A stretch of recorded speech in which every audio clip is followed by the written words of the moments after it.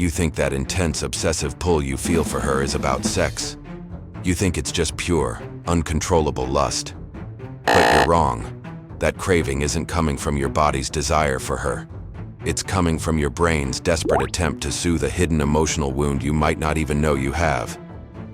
That feeling, the one that has you checking your phone, replaying conversations and building elaborate fantasies in your head, is a symptom.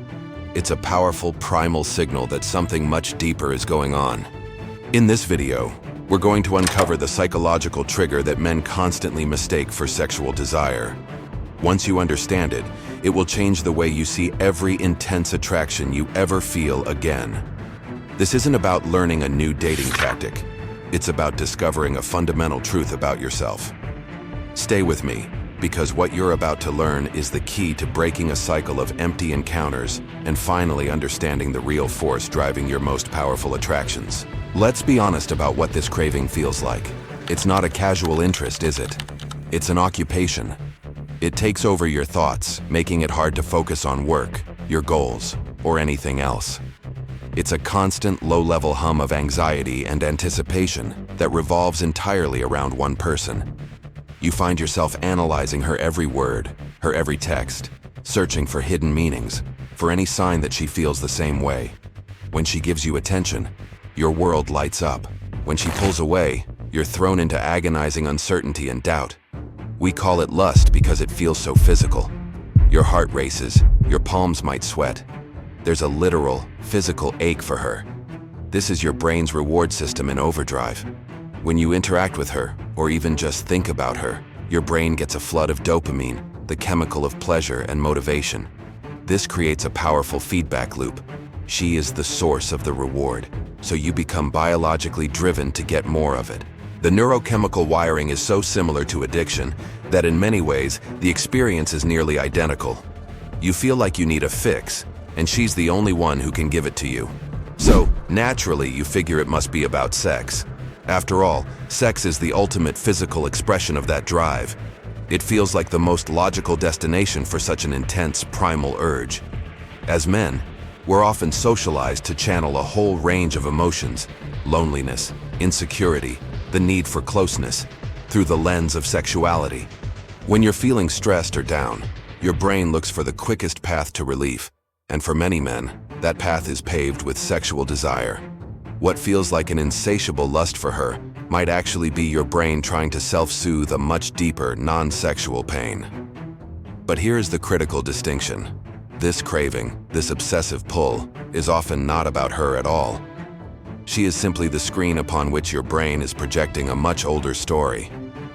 Through some combination of her personality, her behavior, or just the timing of it all, she has become the living symbol of something you've been missing your entire life.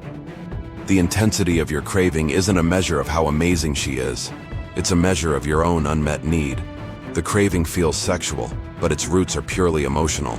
And until you understand which emotional wound is being triggered, you'll stay stuck in this cycle, chasing a ghost and ending up empty when the illusion finally fades. This intense craving isn't random. It's a psychological homing beacon. Your subconscious has identified this woman as the potential answer to a long-standing emotional deficit. It has locked onto her as the key to finally feeling whole. We're going to break down the 3 most common hidden wounds that create this powerful, misunderstood desire. As I go through them, be honest with yourself. Which one sounds like your story? The echo of unmet needs. A craving for validation. This wound comes from a past where you felt invisible, where your worth wasn't seen, acknowledged, or celebrated. Maybe it was from a childhood where approval was conditional, or you were always overlooked for a sibling. Maybe it was being bullied, or early social experiences where you felt like you were always on the outside looking in. Whatever the origin, the result is a deep-seated feeling of being not enough. It creates a psychological void, a chronic hunger for validation. Then, she comes along. She might be beautiful, popular, or highly intelligent, possessing a quality that you see as high value. Subconsciously, your brain makes a powerful calculation. If a woman like that chooses me, it will finally prove that I am worthy. Her approval will silence that inner critic I've lived with for years. Your obsession isn't with her as a person. It's with what she represents. The golden ticket of validation. Her attention feels like a spotlight, finally illuminating the parts of you that have always felt like they were in the shadows. Every text, every smile is a dose of the validation you've been starved for. This is why her indifference is so devastating.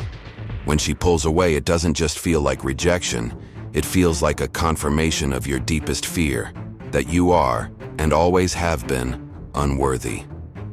Think about the guy who was always picked last for the team. He grows up and becomes infatuated with a woman who is the center of every party. He's not just attracted to her, he's attracted to her social capital. Being with her isn't just about connection, it's about upgrading his own perceived status. He believes that by having her, he can absorb the validation she commands so effortlessly. He's not in love with her. He's in love with the idea of finally being the man who's good enough for her. That craving he feels, it's his childhood self, still waiting to be picked. This isn't lust, it's a desperate attempt to heal a core wound of inadequacy. The allure of the unresolved, a craving for control. This wound is triggered by unpredictability and inconsistency. It taps into a psychological principle that our brains are wired to obsess over uncompleted tasks and unresolved problems. A woman who is hot and cold, who gives you intense attention one day and is distant the next, creates a massive, open loop in your mind. Your brain hates unresolved tension. Her inconsistency becomes a puzzle you feel compelled to solve. The craving you feel isn't for her, but for the resolution. It's the desire to close the loop, to figure her out, to finally get a definitive answer.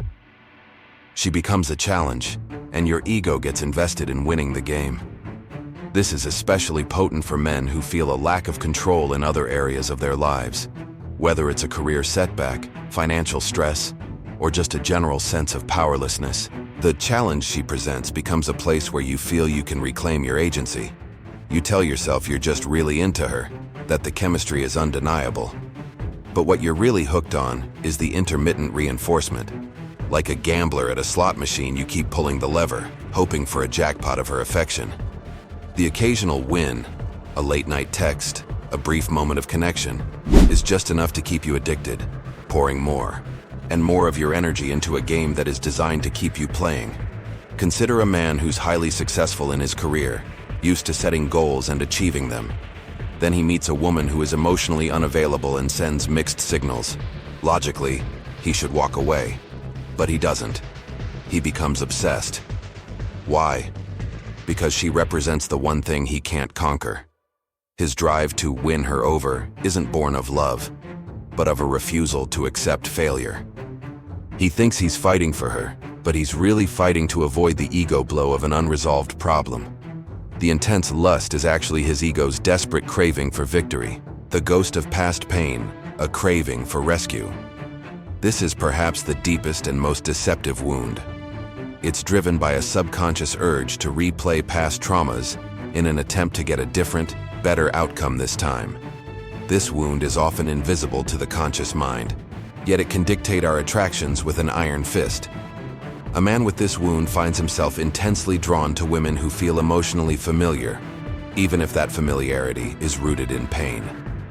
He might find himself obsessing over a woman who is critical, distant, chaotic, or unreliable. On the surface, it makes no sense. Why would anyone be drawn to someone who makes them feel bad? The answer is that this woman embodies the emotional signature of a key figure from his past, often a parent. His subconscious mind isn't seeking pleasure, it's seeking a second chance. It has cast this new woman in an old role, hoping that this time he can finally fix the original relationship. He might believe he can save her from her chaos, or that his love will be enough to melt her emotional distance. He isn't trying to build a future with her, he's trying to rewrite his past through her. The craving feels incredibly profound, almost like destiny. He might say things like, "I've never felt this way before," or "It feels like I've known her my whole life." And in a way, he has. He has known her archetype since he was a child. The telltale sign of this wound is the feeling of emptiness that follows your interactions. Even when you get what you thought you wanted, her attention, her affection, it never truly satisfies you, does it? The emptiness lingers because you haven't solved the real problem. You've just reenacted it. The satisfaction is fleeting because the woman herself was never the goal. Healing the original wound was. And since she can't do that for you, you're left craving more, trapped in a cycle. This isn't lust. It's a soul-deep ache for a do-over, a cry from a younger part of you that is still seeking to be healed. Recognizing these patterns is the first, most crucial step. But understanding isn't enough. The pull of these wounds is immense, and breaking free requires conscious action. The goal isn't to stop feeling desire, but to shift from a state of desperate, obsessive craving to one of calm, centered attraction. This is about transforming your love life from a battlefield of old traumas into a space of genuine connection. Here is the 3-step process to break the cycle. Step 1. Radical self-awareness. Name the craving. The craving feels urgent, all-consuming. Your first act of power is to simply pause. Instead of instinctively reaching for your phone, create a space between the feeling and your reaction. In that space, ask a different question. Don't ask, "How can I get her?" Ask, "What am I really feeling right now?" Is it loneliness, boredom, inadequacy after a tough day? Did you just experience a minor setback? Often the intense urge to connect with her is a direct response to a spike in stress or a hit to your self-esteem. Your brain is just looking for a quick reward to rebalance itself. When the craving hits, name the underlying emotion. Say it out loud if you have to. I feel lonely right now. I feel powerless. I feel like I need validation. By correctly identifying the feeling, you separate it from the person. She isn't the solution. She's just become the default target for an emotional problem. This simple act of naming the true feeling begins to disarm the trigger. It takes the power away from the obsession and gives it back to you. You start to see that the craving isn't a command you have to obey, but a signal you need to interpret. Step 2. Disarm the trigger. Redirect the energy. Once you've named the underlying need, the next step is to meet that need in a healthy, direct way. This isn't about suppressing the feeling. It's about strategic redirection. If you're craving validation, don't seek it from a woman who is barely invested in you. Instead, call a true friend who actually respects you. Spend an hour working on a skill you're proud of. Look back at a list of things you've accomplished. Give your brain a dose of genuine, earned validation, not the cheap high of her temporary attention. If you're craving control because your life feels chaotic, don't try to solve a person. Organize your workspace. Plan your week. Go for a hard workout and take control of your physical state. Do something with a clear beginning, middle, and end. This redirects your brain's need for resolution towards something that actually builds your life instead of draining you. You need to build a toolkit of alternative strategies.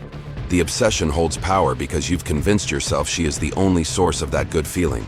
By consciously choosing to meet your emotional needs in other ways, you prove to your brain that this isn't true. You are teaching your nervous system that you are no longer dependent on one person for your emotional stability. Step 3. Heal the wound. Build a life of genuine connection. The ultimate solution isn't a quick technique. It's the long-term project of healing the underlying wound, so it no longer has the power to run your life. This means committing to building a life that is so rich and so internally validated that no single person can become the center of your emotional world. Healing the wound of validation means learning to source your self-worth from within, building your life around your purpose, your passions, your principles. When you know on a deep level that you are enough, you stop being drawn to people who make you feel like you have to prove yourself. Healing the wound of control means making peace with uncertainty. It's accepting that you can't manage other people's feelings, and that true power lies in controlling your own responses. It's about cultivating an inner calm that isn't dependent on what's happening outside of you. And healing the wound of past pain means bravely facing the original trauma, often with the help of a therapist or a mentor, so you stop subconsciously trying to resolve it in your present relationships.